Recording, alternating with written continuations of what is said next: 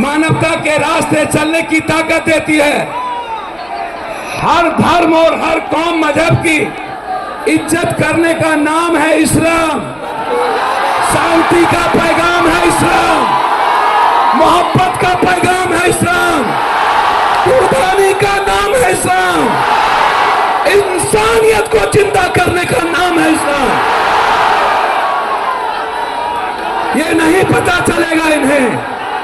इन्होंने नहीं पढ़ा धर्म की किताबें, इन्होंने नहीं पढ़ी रामायण, इन्होंने नहीं पढ़ी गीता, इन्होंने नहीं पढ़ी कुरान, इन्होंने नहीं पढ़ा बाइबल। ये सिर्फ एक चश्मे से इन्होंने संविधान को नहीं पढ़ा, ये संविधान को नहीं मानते, ये मुसलमान के विरोधी नहीं है, ये मुसलमान के आड़ में सनातन की संस्कृति को मिटाना चाहते हैं। ये मुसलमान के नाम में दलित आदिवासी के अधिकार को छीनना चाहते हैं। कहीं पे निगाहें, कहीं पे निशाना।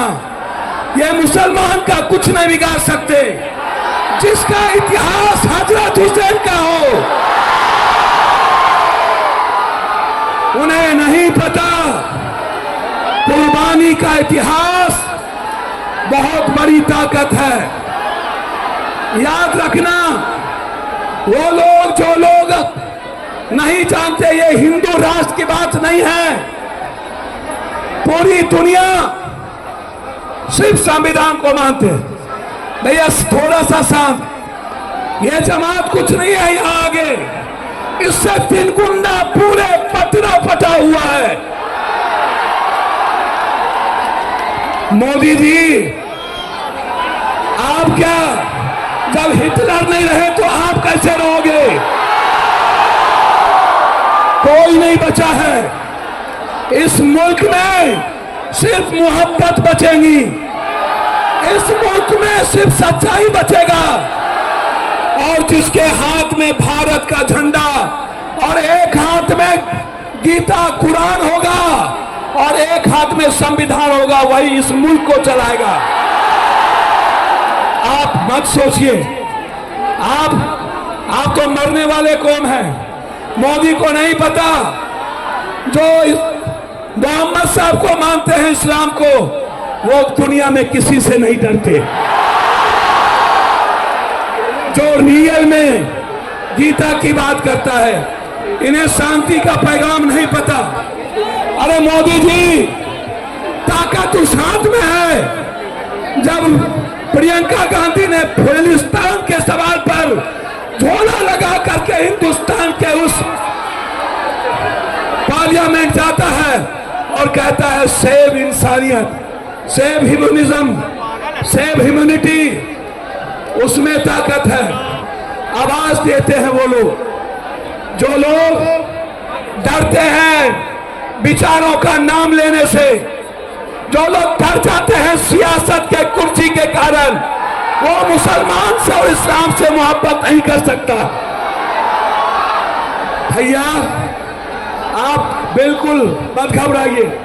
243 सांसद बग बिल के सपोर्ट में वोट दिया है। जिस मुल्क में 243 सांसद वक्फ के साथ खड़ा हो, उस वक्फ बिल को कोई इस धरती पर जितनी ताकत लगा लेना हो लो लगा लो।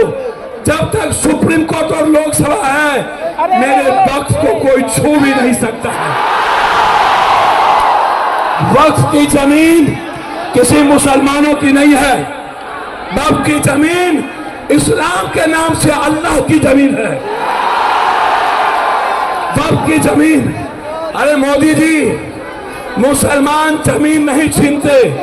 यदि सबसे बड़ा जमीन छीनने वाला कोई सौदागर है, वो बीजेपी है, कोई और नहीं है। इसको समझिए। इसीलिए मैं तो सिर्फ आपसे मोहब्बत करता हूं।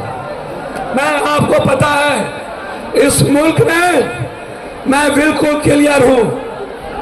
जो भी धर्म और जाति के नाम पर हमला करेगा, उसे पप्पू यादव से जंग लड़ना पड़ेगा। अंत में मैं एक बात कहना चाहता हूं, एनआरसी से नहीं जीते, सीए से नहीं जीते, ये तलाक से नहीं जीते, ये कब्रिस्तान शमशान ईद बकरीद से नहीं जीते, ये जिन्ना पाकिस्तान से नहीं जीते। अब ये चुनाव आयोग के द्वारा 4,70,00,000 वोटरों के, गरीबों के वोट को छीन कर ये बिहार में चुनाव लड़ना चाहते हैं। आप जोर से बोलिए, क्या वोटर को छीनने देंगे? चुनाव आयोग के खिलाफ जंग लड़ेंगे ना? ये प्रॉक्सी वार किया है, मेरे पीठ पर खंजर भोंका है, और 1 महीने के अंदर इस मुल्क का जो 4 करोड़ बिहारी बाहर है, 4,70,00,000, 8 करोड़ में 4,70,00,000 को बेघर करना चाहता है। क्या हम जाने देंगे? इन्हीं शब्दों के साथ मैं आपको कह देता हूं, जब जब संविधान पर हमले होंगे, जब जब किसी शांति और मानवता के लिए जीने वाला इस्लाम हो या सिख सनातन पर हमला होगा, और ये पाखंडी बाबा से लेकर नरेंद्र मोदी जी आप कितना हमला कर लो, लेकिन ये मुल्क आपको बर्दाश्त नहीं करेगा। बहुत बहुत आपको धन्यवाद। अल्लाह हाफिज। हम लोग जिंदा हैं, और जब तक पप्पू यादव जैसे लोग जिंदा हैं, तब तक कोई आपका बाग भाला नहीं कर सकता। हमारे हजरत साहब ने आदेश दिया था, और हजरत साहब ने सभी जगह खाने की व्यवस्था किया। जिन्हें भूख लगे 1 लाख लोगों की व्यवस्था आपके पीछे है। बिना खाए नहीं जाइएगा, जब तक पप्पू यादव है तब तक कोई भूखा नहीं जाएगा। बहुत बहुत शुक्रिया भाई। ये आप लोग